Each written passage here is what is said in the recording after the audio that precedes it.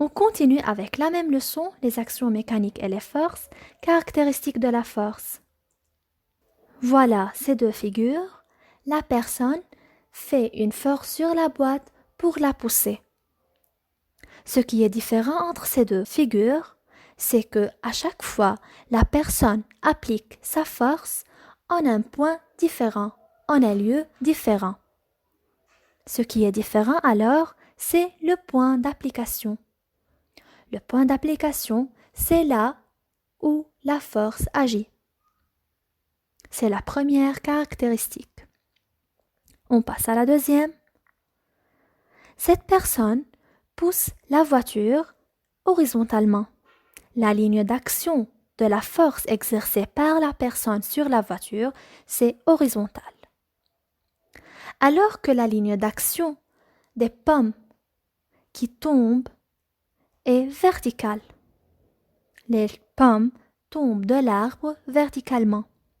La deuxième caractéristique, c'est la direction. La voiture se déplace vers la gauche. La deuxième voiture se déplace aussi horizontalement, comme la première, mais cette fois-ci vers la droite. Vers la droite et vers la gauche.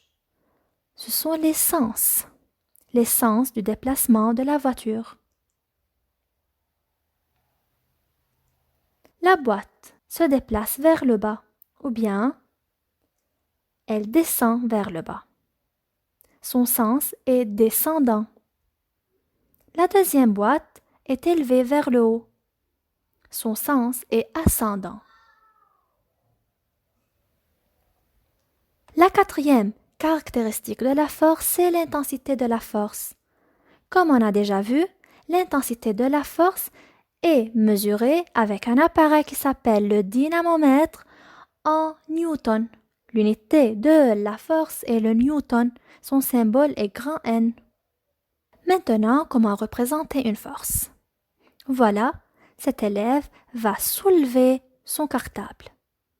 Il va exercer une force en un point qui s'appelle M.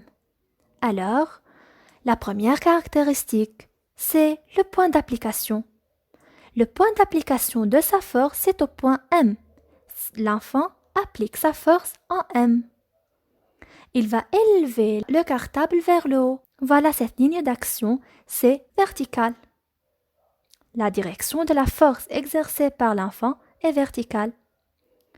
Le sens de la force est vers le haut, parce qu'il exerce la force vers le haut. Maintenant, l'intensité est par exemple 2,5 newtons. Comment représenter cette force avec un vecteur? Je dois trouver une échelle. Par exemple, 1 newton vaut 1 cm. 1 newton est représenté par une échelle de 1 cm. Alors, les 2,5 newtons seront représentés par 2,5 cm. Alors, je trace un vecteur partant de M vers le haut avec une direction verticale de longueur 2,5 cm.